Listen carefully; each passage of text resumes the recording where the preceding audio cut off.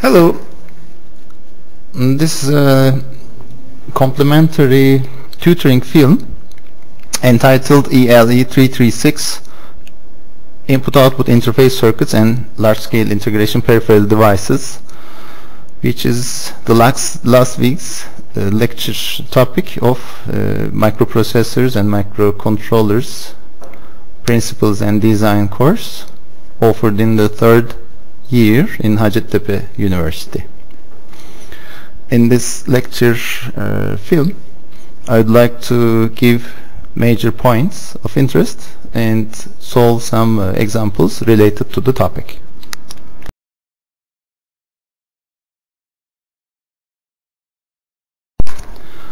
Now, here is some brief introduction. Core and special purpose input-output interfaces. As you know, microprocessors need some digital input-output interface circuits to communicate with the real world. The red subheadings state special purpose I/O interfaces are implemented as add-on cards on the PC. The second subtitle states core input-output interfaces are considered to be the part of the I/O system, such as parallel I/O to read settings of the dip switches on the processor board and interval timers used in dynamic RAMs, refresh process. In this lecture notes we will study both, but concentrate on state-of-art technology. Now, isolated input-output devices are treated separately by the memory space. Usually address 000 hexadecimal to 00FF refer to page 0, and special instructions exist for this address range. There may be two types of ports. One is byte-wide ports, the other one is word-wide ports. As you remember, byte is 8 bits, word is 16 bits in that sense.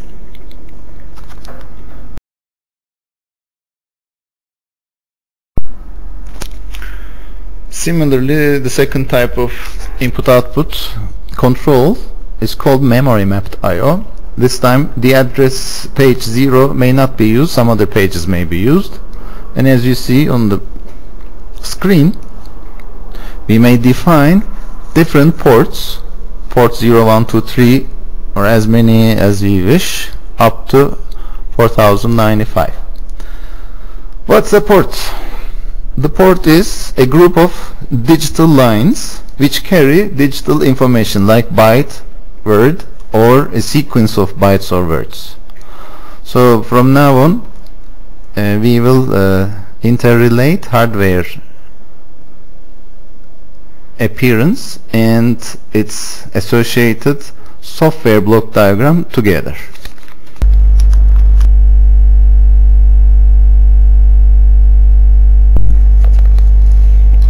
So this is the picture of a hardware circuit related to our microprocessor. Our microprocessor is 8088 microprocessing unit is here.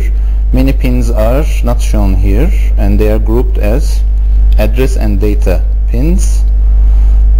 Again, only address pins, some control signals, etc.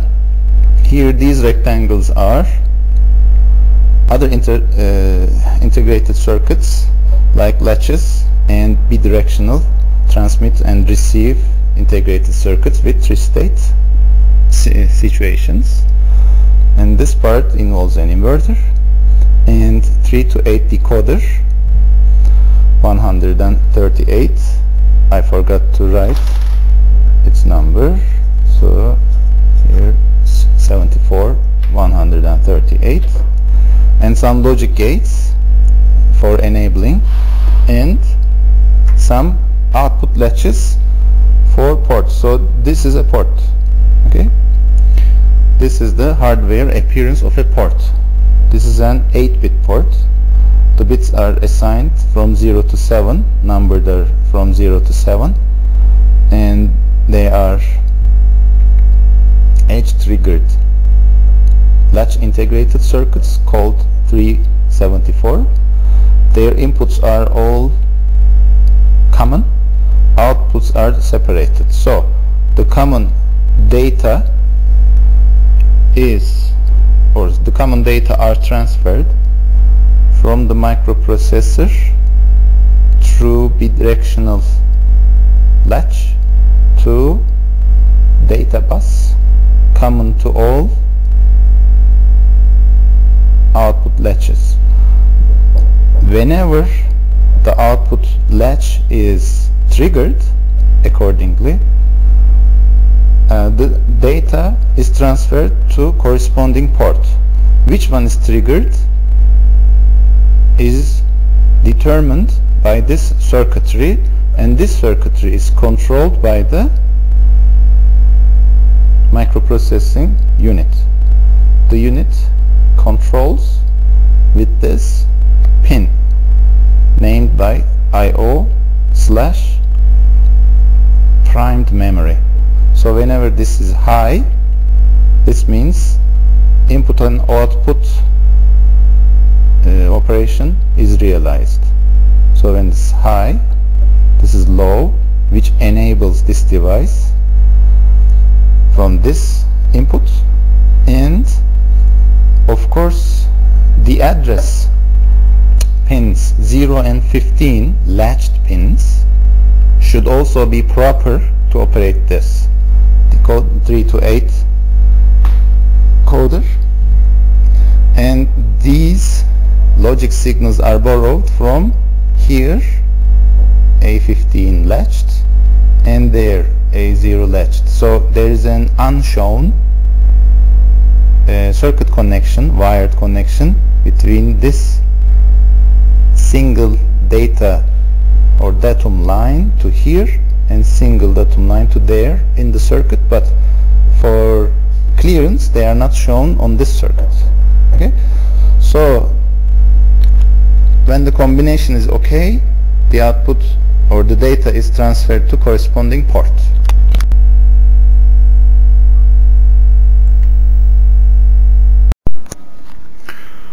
As you know, there are two modes of operation. One is minimum mode, the other one is maximum mode. In this course we concentrated on minimum mode operation of the microprocessing unit. There's a block diagram on the screen about maximum mode I/O interface, which is kind of side information for this lecture. It will not be considered further. Couple of input-output bus cycle status codes are presented on this table, which are basically designated as IORC, IOWC, IOWC again. So basically they are input-output read or write signals which are derived from three status inputs from the microprocessing unit. Now, basic input-output instructions are in and out. So in mnemonic corresponds to direct and indirect input, which is from port or register D to the accumulator. The data is transferred either from port or word register DX. And the opposite of out is either output direct or indirect is the data is transferred from the port to the accumulator to port. So mnemonic is out port comma accumulator. The data is transferred to port from accumulator or from the accumulator to the register, word register DX. There are two examples. The first one is a simpler one. It has two lines of commands. One line is move AL, 0FF hex, and second line states that out 0AB hexadecimal, AL. What does it say? It says that first of all, data FF is written to register AL, which is the low byte of register AX, and then in the second command it's sent to the output port at address 00AB, or I added this 0, AB address, okay, at page 0, hexadecimal, okay.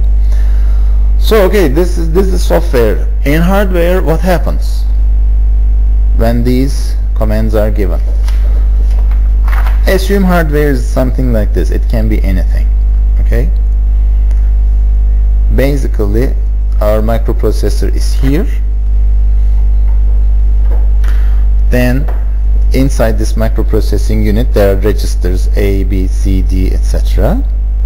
For us, A is important because our data is written into AL. So here the commands, or the first line command, move AL0FF, which is data from FF to AL, happens here, okay, inside this microprocessing unit. The data is written on the low byte of register A.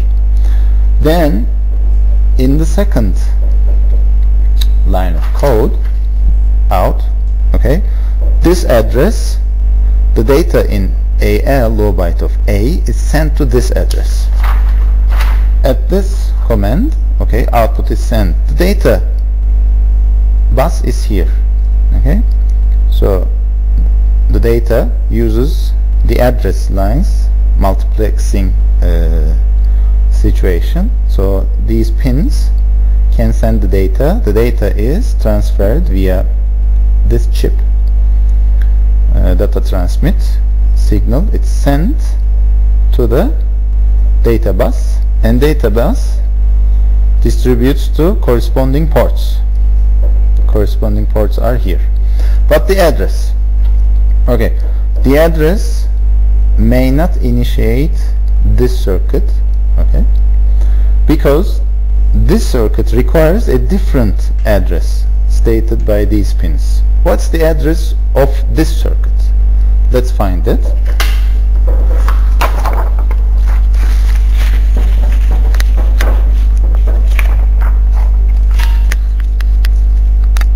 The address requires that address 0 pin should be low, because this is an active low. This circuit is activated when these signals are low, this signal is high, and these signals are from the address lines can select 8 ports. So the first address 0 should be low. Address 1, which is C, okay, let's leave it blank at the first moment. Address 2, address 3.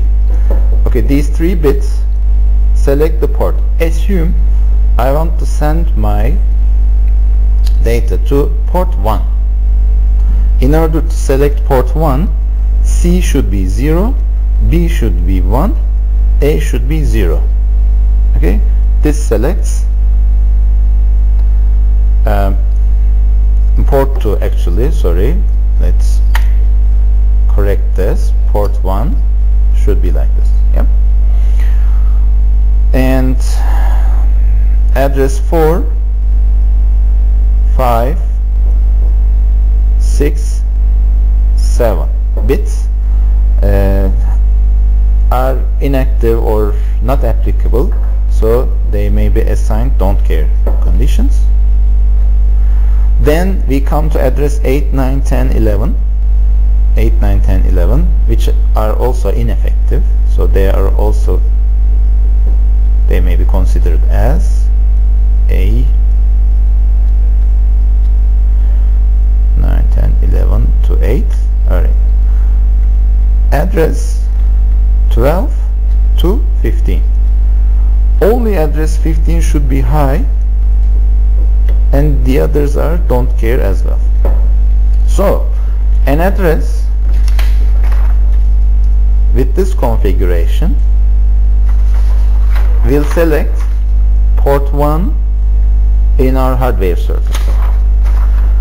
So an address could be, if I set all ones to don't cares, then an address of F2 will select port 1 in our circuit, or F0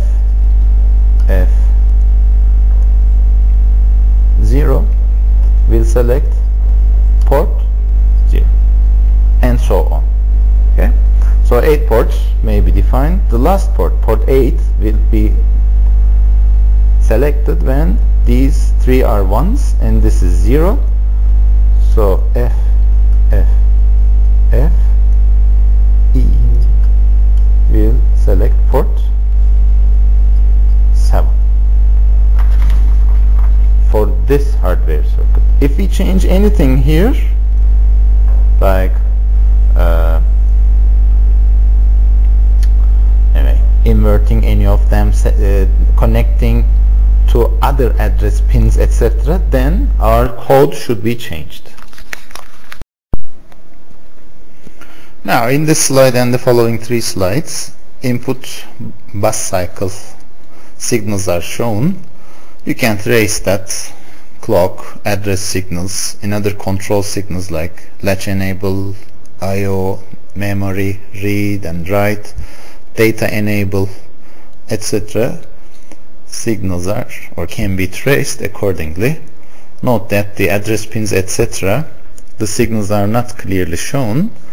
Actually, in those lines there are 16 different signals corresponding to all bits of the address line, etc.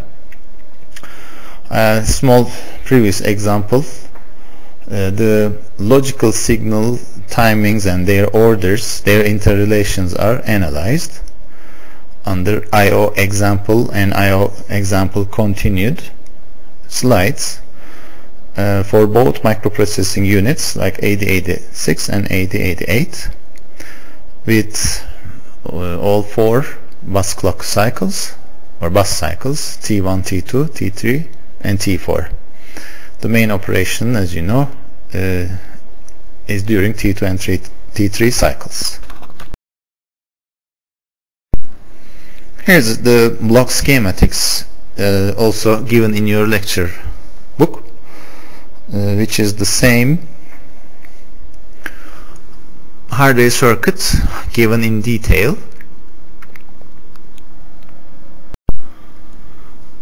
In this detail, as you can see, the microprocessing unit, associated latch registers 373s, 2 of them, and bidirectional transmit and receive integrated circuit, 1 byte integrated circuit, 245, are given on the right side of the microprocessing units. Thicker lines corresponding to 8-bit bus lines, the address pins are 16 bits are shown on the schematic, and 8 ports which are latched by 8 integrated circuits of 374 and associated control circuitry by using 74, 138 and other 2 input NAND gates are also shown.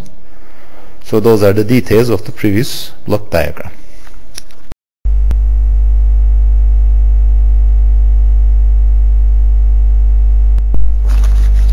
Now let's consider our previous circuitry, and this is an example saying that design for out space 9CH comma AL. What does it mean? We have to design a circuit, hardware circuit, so that if this microprocessing unit is expected to execute this command, the low byte of the register should be outputted at the corresponding port. So we have to design an hardware circuit so that this port should be at address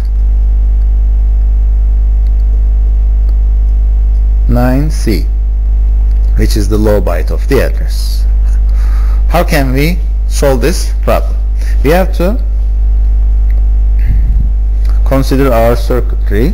Our circuitry was something like this, so that we have to design some kind of circuitry to enable a latch at the output whenever the address pins receive this information. What is this information? This information is as given in your lecture book, such that our address pins are here from 0 to 7. The low byte of the address pins are from 0 to 7. Receives 9C. What's 9C? 9 is, oops, 9 is this, so it is here, 9. Address pins A7 to A4, and C should be in the lower nibble from A3 to A0. C is 1 1 0 0. So at this moment my enable signal should be, since it's active low, my enable signal should be low. So here is the logical circuit. We have to invert these two first, and then add these 3 bits, then invert these two and add this. So there's an 8 input NAND gate. Okay, 4 of them are inverted, these are inverted, and this is NAND gate. NAND gate should feed the necessary enable pin for the output latch. Output latch is 373, which latches 8 data pins to the outside world. Now these other 2 of these signals are input output and write signals from the microprocessing circuitry to exactly place or arrange the timing for proper writing the data to the outside or to the port. This is the port, it's the port latch, and this is the port selection circuitry. Okay.